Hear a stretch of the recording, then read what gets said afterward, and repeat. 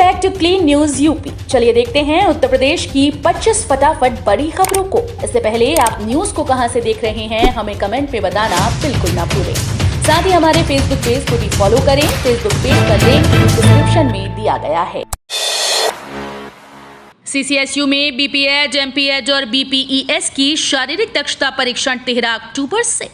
मेरठ में चौधरी चरण सिंह विश्वविद्यालय परिसर और संबद्ध कॉलेजेस में संचालित बीपीएड, एमपीएड और बीपीईएस पाठ्यक्रमों में सत्र 2022-23 में प्रवेश के लिए शारीरिक दक्षता परीक्षण और काउंसलिंग की तिथियां जारी कर दी गई। बीपीएड में सर्वाधिक अभ्यर्थी पंजीकृत हैं। बीपीएड का टेस्ट 13 से 18 अक्टूबर तक चलेगा। कोठी की दुकानों से अब अनाज लेने के साथ बनवा सकेंगे आधार और पैन कार्ड। उत्तर प्रदेश की योगी आदित्यनाथ सरकार आम लोगों को राहत देने के लिए बड़ी पहल करने जा रही है। प्रदेश भर की राशन की 80,000 उचित दर की दुकानों को जन सुविधा केंद्र बनाने की तैयारी है। इन राशन की दुकानों पर लोगों को आय, जाति, निवास प्रमाण पत्र, आधार कार्ड, पैन कार्ड, रेल व हवाई यात्रा के टिकट बनवाने, बिजली बिल के भुगतान आदि की सुविधा मिल सकेगी। 30 सितंबर से पहले चरण में 1 से 75,000 रैंक के अभ्यर्थी होंगे शामिल।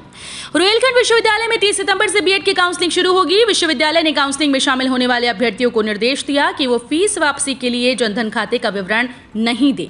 जनधन खाते में क्रेडिट सीमा के कारण शुल्क वापसी संभव नहीं होगी।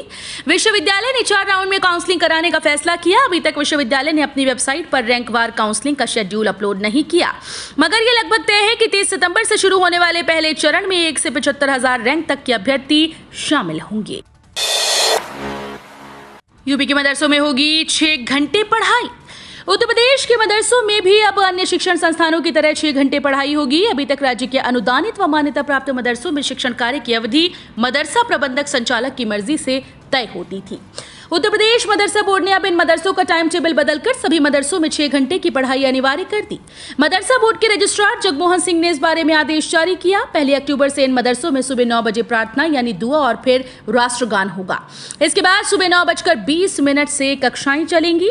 12 से 12:30 बजे के बीच इंटरवल होगा। उसके बाद पुनः दोपहर 3 बजे तक कक्षाएं चलेंगी। गोरखपुर के नकहा और कैंट से होगा 6 ट्रेन का परिचालन। गोरखपुर के नकहा और कैंट स्टेशन ने 6 ट्रेन का परिचालन होगा। इसके लिए पूर्वोत्तर रेलवे प्रशासन ने प्रस्ताव पर मोहर लगा दी। आने वाले दिनों में गोरखपुर से चलने वाली 6 ट्रेन इन स्टेशन से चलेंगी। हाल ही में डीआरएम लखनऊ ने 6 ट्रेन को गोरखपुर के बजाय कैंट और नकहा से चलाने का प्रस्ताव दिया था, जिसके बाद एनईआर को प्रस्ताव भेजा गया था। कैंट से 3 और नकहा के 3 लोकल ट्रेन चलाए जाने का प्रस्ताव था। इसमें कैंट से गोरखपुर से कनकटियागंज की 3 पैसेंजर और नकहा से गोरखपुर से गोमती नगर एक्सप्रेस, गोरखपुर से गोंडा और गोरखपुर से सिवान पैसेंजर शामिल हैं। लखनऊ के गांव में जल्द नल से आएगा पानी। लखनऊ के ग्रामीण इलाकों में अब नल से जल मिलेगा। जल जीवन मिशन के अंतर्गत निर्माणाधीन पेयजल योजना में तेजी लाने के लिए डीएम सूर्यपाल गंगवार ग्रामीण इलाकों में निरीक्षण पर निकले। डीएम बुधवार को मोहनलालगंज के खुजौली पहुंचे। यहां निर्माणाधीन पेयजल योजना के कार्यों का भौतिक सत्यापन किया। यहां हो रहे कार्यों की गुणवत्ता जांची, साथ ही कार्य में तेजी लाने के निर्देश दिए। डीएम ने कहा कि कार्य तेज करने के लिए श्रमिकों की संख्या बढ़ाई जाए। प्रयागराज में खुलेंगे 2 सुपर स्पेशलिटी स्वास्थ्य केंद्र, 24 घंटे सेवा। प्रयागराज के छावनी क्षेत्र में 2 सुपर स्पेशलिटी प्राथमिक स्वास्थ्य केंद्र खुलेंगे। स्वास्थ्य केंद्र में 24 घंटे इलाज की सुविधा मिलेगी। सुबह शाम ओपीडी चलेगी। स्वास्थ्य केंद्र पर दवाइयां मुफ्त मिलेंगी। दावा है कि उत्तर प्रदेश में इस तरह की स्वास्थ्य सेवा शुरू करने वाला प्रयागराज पहला केंद्र होगा। दोनों स्वास्थ्य केंद्र जिला प्रशासन और स्वास्थ्य विभाग के सहयोग से खोले जाएंगे।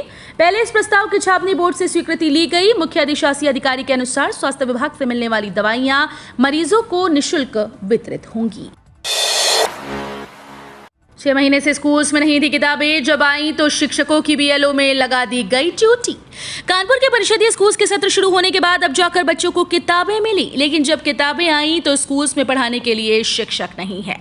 दरअसल शिक्षकों को बूथ लेवल ऑफिसर यानी बीएलओ की जिम्मेदारी सौंप दी गई। ज्यादातर स्कूल इस उम्मीद में खोले जा रहे हैं कि शायद इस दिन बीएलओ की काम से शिक्षकों को छुट्टी मिल जाए और वो स्कूल्स में पढ़ा सकें। दूसरी तरफ खंड शिक्षा अधिकारी ड्यूटी देने के लिए शिक्षकों पर दबाव बना रहे हैं। अंग्रेजी में आया प्रश्न पत्र, बीएड की परीक्षा निरस्त। आगरा के डॉक्टर भीमराव अंबेडकर विश्वविद्यालय प्रशासन की लापरवाही से 48,000 छात्रों के लिए परेशानी खड़ी हो गई। बुधवार की पहली पाली की परीक्षा में प्रश्न पत्र अंग्रेजी में छपवाकर केंद्र को भेज दिया गया। इसे देखकर छात्रों ने परीक्षा हल करने में असमर्थता जताते हुए हंगामा किया। इस पर बुधवार की पहली पाली की परीक्षा निरस्त कर दी गई। परीक्षा नियंत्रक डॉक्टर ओम प्रकाश ने बताया कि 28 सितंबर की पहली पाली में बीएड द्वितीय विषय के नए पाठ्यक्रम के वैकल्पिक विषय में value education, environmental education, guidance and counselling, health and physical education प्रश्न पत्र की परीक्षा थी। योगी बोले, अयोध्या के हर चौराहे का सुंदरीकरण कर संत महापुरुषों की स्मृति में नामकरण करेंगे। प्रधानमंत्री नरेंद्र मोदी की प्रेरणा से लता जी के प्रति कृतज्ञता स्वरूप ये चौक संवारा गया है। संत महंत, अनेक जनप्रतिनिधियों और स्थानीय जनता की मौजूदगी में मुख्यमंत्री ने कहा कि रामकाज में जिस किसी का भी योगदान होगा, अयोध्या में उनकी स्मृति को संजोया जाएगा। अगले 1 वर्ष के भीतर अयोध्या के सभी चौराहों का सुंदरीकरण करते हुए इनका नामकरण महर्षि वशिष्ठ, रामानुजाचार्य, गोस्वामी तुलसीदास आदि के नाम पर किया जाएगा। यही नहीं, श्री राम जन्मभूमि आंदोलन में शामिल महापुरुषों के नाम पर भी चौराहों का नामकरण होगा। एलपीजी की राशनिंग महीने में 2 से ज्यादा नहीं, साल में अब केवल 15 सिलेंडर। लिक्विड पेट्रोलियम गैस यानी एलपीजी के घरेलू उपभोक्ताओं को अब सिलेंडर के लिए राशनिंग झेलनी होगी। एक कनेक्शन धारक किसी भी सूरत में साल में 15 से अधिक सिलेंडर नहीं ले सकते। महीने में भी 2 से अधिक सिलेंडर नहीं मिलेंगे। अभी तक घरेलू गैर सब्सिडी कनेक्शन धारक अपनी इच्छा के अनुसार कितने भी रिफिल प्राप्त कर सकते थे। पहली बार मुलायम और आजम के बिना सपा का सम्मेलन। सपा संस्थापक मुलायम सिंह यादव और मुस्लिम चेहरे आजम खान के बिना शायद पहली बार समाजवादी पार्टी का राज्य सम्मेलन लखनऊ में बुधवार को हुआ। इस दौरान सपा ने एकमत से नरेश उत्तम पटेल को एक बार फिर से पार्टी का प्रदेश अध्यक्ष चुन लिया, जो 2017 के बाद से ही इस पद पर हैं। अखिलेश यादव के करीबी नरेश उत्तर पटेल कुर्मी समुदाय से आते हैं और उन्हें ये जिम्मेदारी देकर अखिलेश यादव गैर यादव पिछड़ों को भी जोड़ने की कोशिश करते रहे हैं। इस दौरान अखिलेश यादव ने 2019 के आम चुनाव और इसी साल हुए विधानसभा चुनाव में पार्टी की हार का भी जिक्र किया। लखनऊ के लोकबंधु अस्पताल में बेहतर होंगी सुविधाएं। लखनऊ के लोकबंधु अस्पताल में गर्भवती महिलाओं को बेहतर सुविधाएं मिलेंगी। ओपीडी में पुरुष मरीजों के साथ लाइन लगाने की जरूरत नहीं पड़ेगी। डिप्टी सीएम ब्रजेश पाठक ने गर्भवती महिलाओं के लिए अलग भवन में ओपीडी के संचालन की सुविधा शुरू कर दी। डिप्टी सीएम ने नवनिर्मित गायनी ओपीडी वेबसाइट व लॉन्ड्री का शुभारंभ किया। सीट्स का नए सिरे से होगा आरक्षण। यूपी में निकाय चुनाव धीरे धीरे नजदीक आता जा रहा है। चुनाव से पहले वार्ड्स के गठन को अंतिम रूप दिया जा रहा है।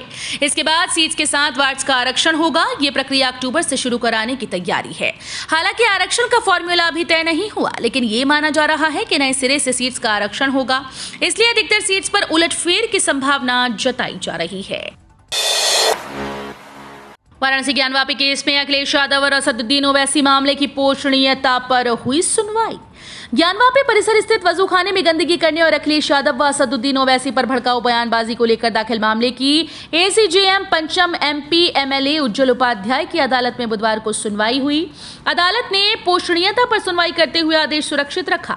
वादी पक्ष की ओर से वकील अजय प्रताप सिंह ने दलील दी। उन्होंने जिला जज के उस आदेश का हवाला दिया जिसमें श्रृंगार गौरी मामला सुनवाई योग्य माना गया।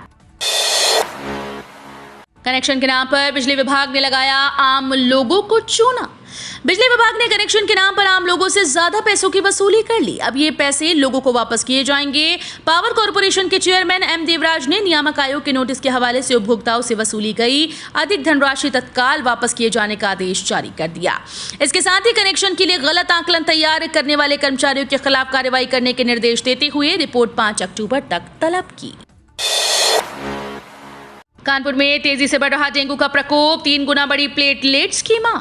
शहर में डेंगू का मामला तेज होता जा रहा है। प्लेटलेट्स की मांग में 3 गुना तक का इजाफा हो गया है। ब्लड बैंक में मांग बढ़ने के साथ ही स्टॉक में कम से कम 20 यूनिट रखने के निर्देश दिए गए। सर्वाधिक मांग हैलेज के ब्लड बैंक में रिकॉर्ड की जा रही है।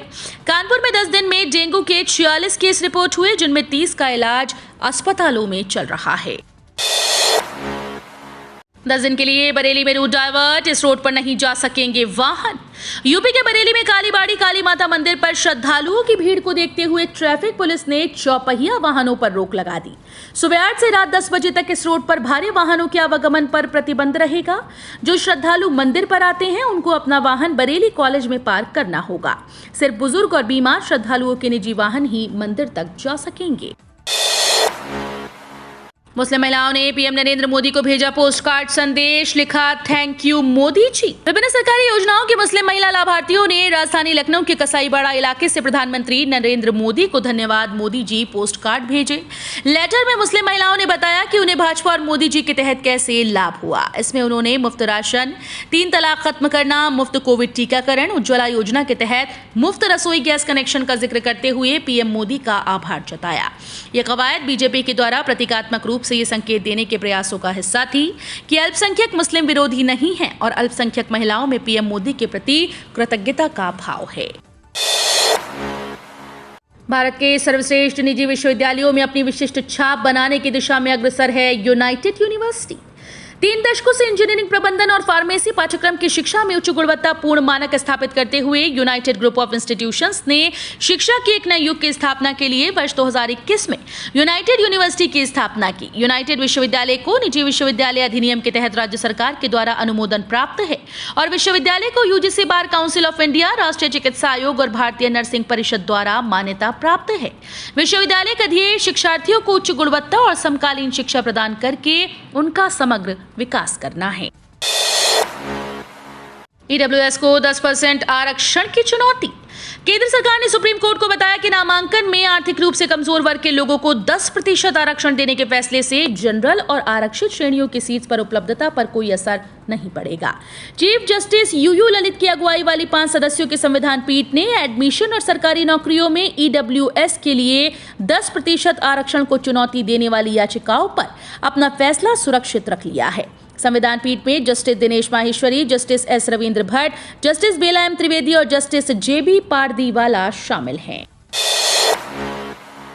पीएम किसान की 12वीं किश्त 17 अक्टूबर को किसानों के खाते में जमा होगी। पीएम किसान योजना की 12वीं किश्त मिलने का इंतजार सभी किसान कर रहे हैं। आमतौर पर किश्त तिमाही की शुरुआत में मिलती है, लेकिन इस बार किश्त में देरी हुई।